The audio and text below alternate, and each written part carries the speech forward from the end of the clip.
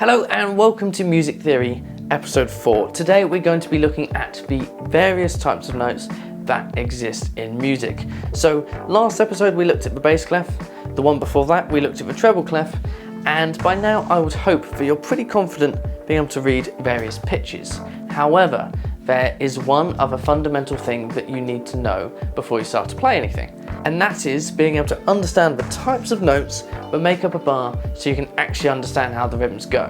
Now on my website, I've got a worksheet, I've got an answer sheet, and I've got an article that can help you through this process, but this video should really be all you need.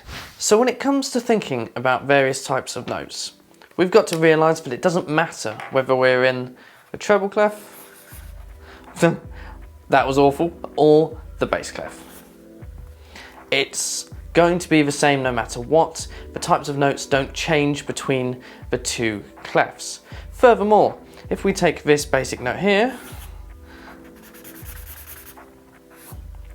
we've got ourselves a crotchet, and it doesn't matter whether the line goes up to the right or, imagine this doesn't exist, down to the left. If it was down to the left, normally we would see it in the bass clef, and in that case, the note is still the same length. So don't worry about what direction the line is going. Just think about whether there is one and whether it has a tail or connected to something else.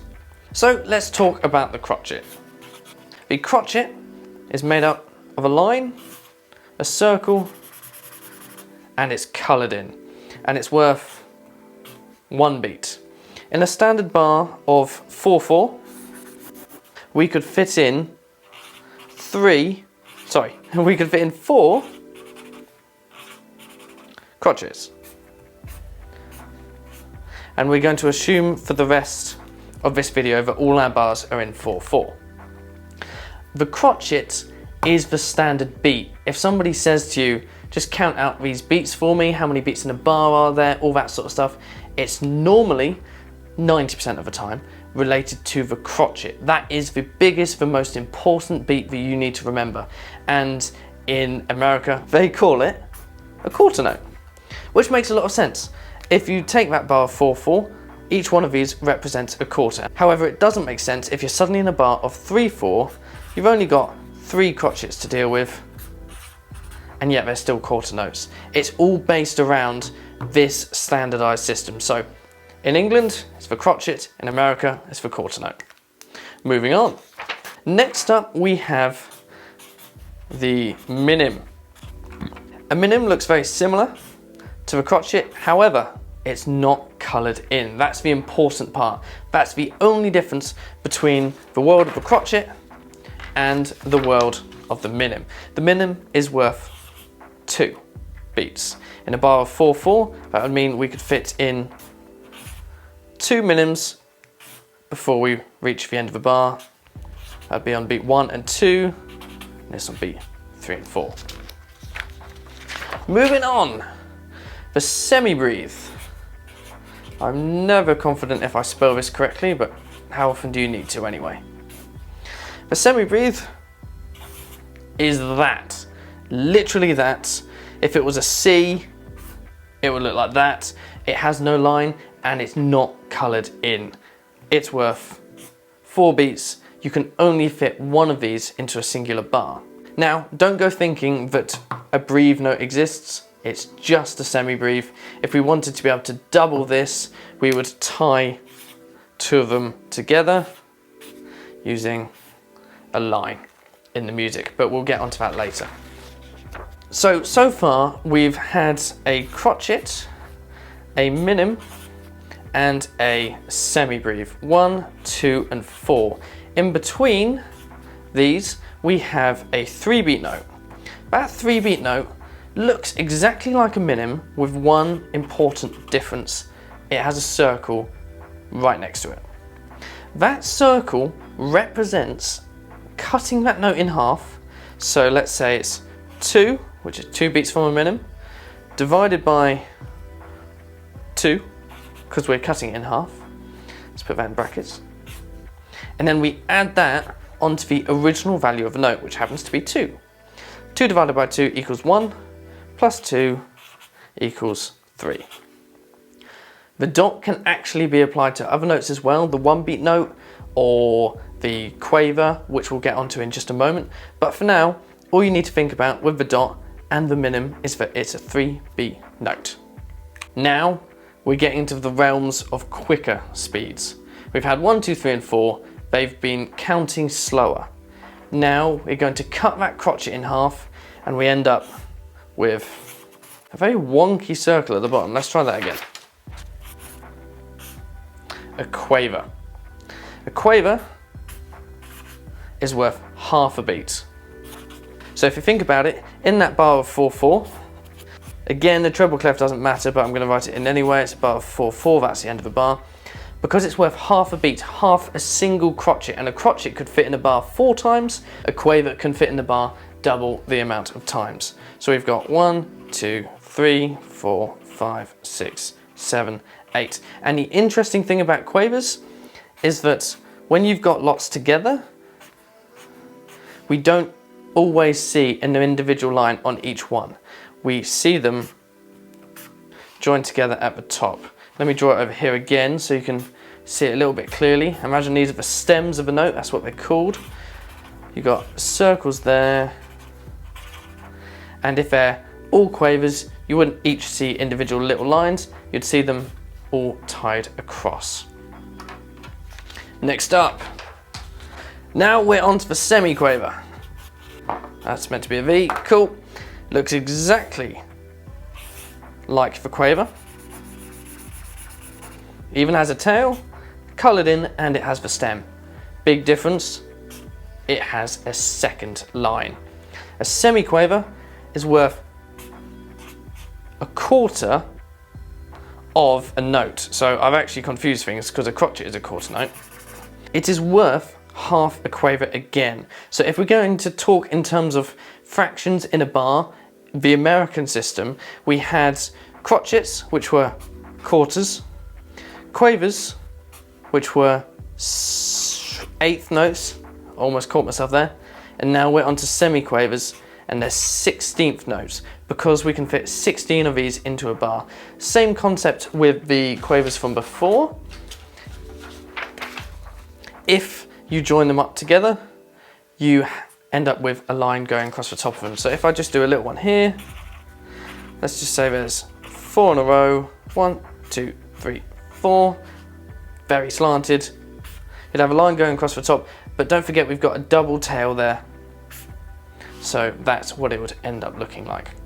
Now, I haven't written this in the article because most of the time you don't see these. It starts to get a little bit excessive. But you do have demi-semiquavers. You do have hemi-demi-semiquavers. And believe me, it exists. You have semi-hemi-demi-semiquavers. Let me just, I'm gonna write it out this way. So what is it? Semi-hemi-demi. So, think about what we had with the quaver originally. We had this circle and a line. That represents the crotchet.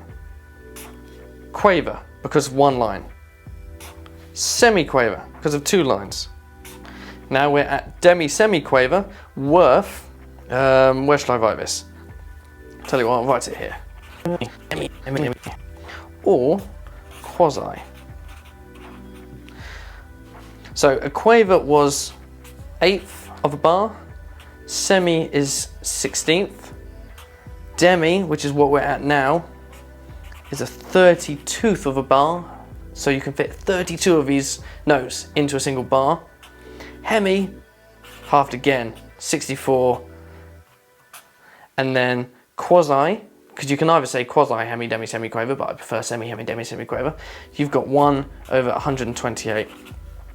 And I tried to get my music software to create this note, and it literally refused. So yeah, you won't see these. You might see the demi for particular things in really small segments. The rest of them you won't see, but it's quite cool to know. A semi, hemi, demi, semiquaver, and there isn't anything faster than that. So a recap, and we're gonna start from the longest note. It was a circle, no line, not colored in, semibreve. Next up, we had the dotted minim. So that's a line, a circle not coloured in, and a dot.